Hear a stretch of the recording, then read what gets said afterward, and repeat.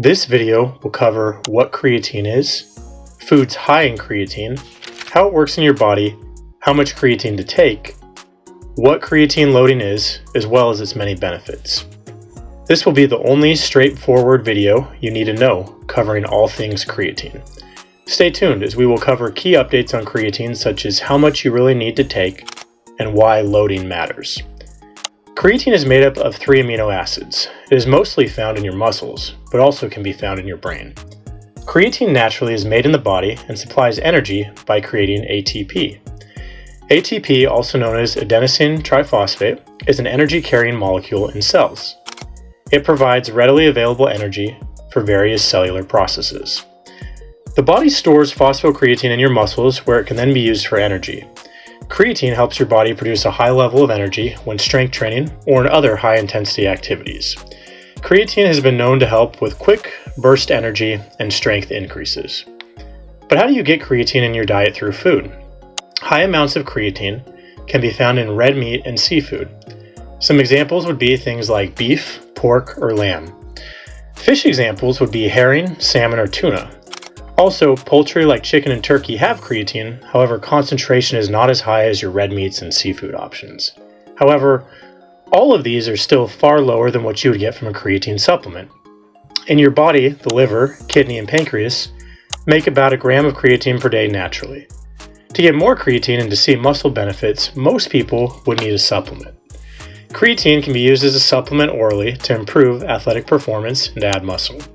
It's one of the most well-researched supplements, period. I'm not a doctor, and you should always consult a physician. However, my experiences are taken from what I have tried and research I have reviewed. But how much creatine should you take? How much do you really need? This is the big question, and this is where some new research comes into play. We've traditionally believed for decades that 3 to 5 grams of creatine a day was ideal.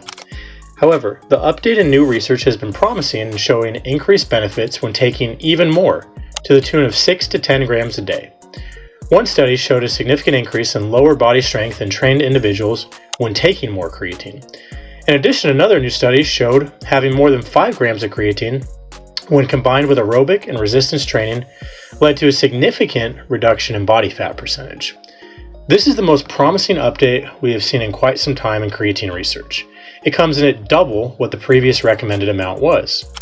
If you've enjoyed the video so far, consider giving it a creatine-loving thumbs up and subscribe for more content like this. We aim to provide new content weekly. We always want to bring you fitness advice you can use right away in your health and fitness journey. But what if you have not previously responded well to creatine? There is about a 20% non-responder rate in those who take creatine. But now we see maybe you just weren't taking enough. Even if you've seen benefits, maybe you can see more. The second new update has to do with creatine loading. Loading has always been a thing, but there is new evidence to back up its effectiveness. Physiologically, the benefits of creatine can take a while to kick in your system. This is because creatine only works once muscles are saturated with it. This process can take up to 21 days, so it can require patience. If you want to see results faster, you can load or take creatine earlier to speed up the process. This has been known and recommended of 20 to 25 grams a day for the first week of taking creatine that many know about, and that has not really changed. The big update with creatine loading is that it's gone from being a good idea to what I would now view as being strongly recommended. A recent meta-analysis showed that creatine loading consistently outperformed not loading almost every time. So why would you not load to increase muscle sooner?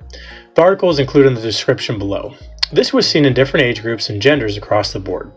In full transparency, there was even higher response rates in males and older adults. While it's not a significant difference, it's still enough to make it worth your time if you're trying to increase lean muscle. If nothing else, you should see quicker benefits from one of the most well-researched supplements we have. Now, for the all-important question, who needs creatine? I would say anyone and everyone. That is if you want to increase muscle and cognitive function. This is my opinion, but the research keeps backing it up. Of course, have your nutrition dialed in first, as this is a supplement to your diet, supplemental to having your macro and micronutrients dialed in. Also, to address the timing myth, there is no proven benefit to creatine timing. Some say take it first thing in the morning, others before a workout, yet some after, or even both.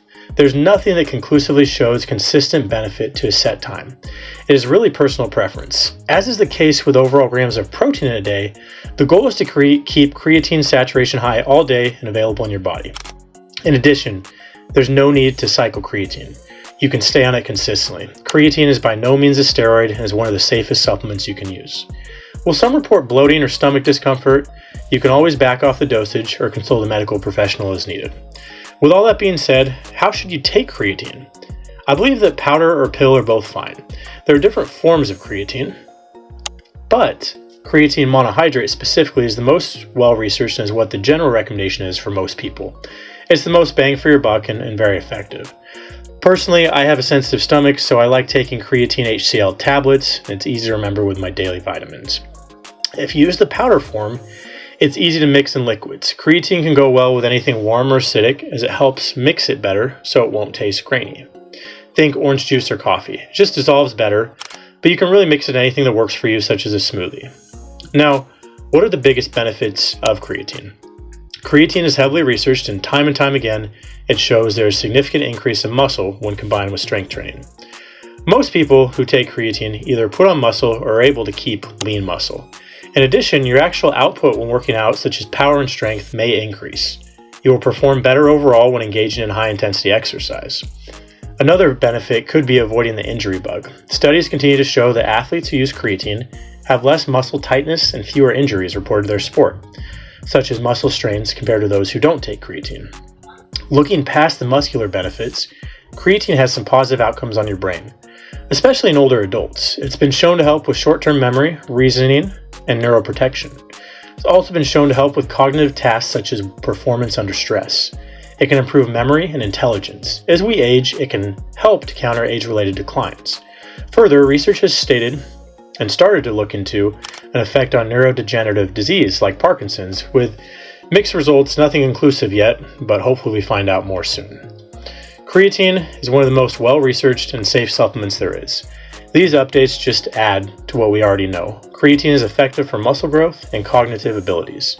We just now know more could be better. As is always the case with fitness, it depends on the person, so see what works for you. I hope you now have a better idea of what creatine is, what foods give you the most creatine, how it works in your body, along with the updates on how much creatine, as well as the recommendation to strongly consider loading it in the beginning. If you enjoyed the video, consider giving it a creatine-loving thumbs up and subscribe for more content like this. We provide new content weekly. As always, thank you for watching, and don't forget to try to have fun with your workouts and get more protein. We always want to bring advice you can use right away in your fitness journey.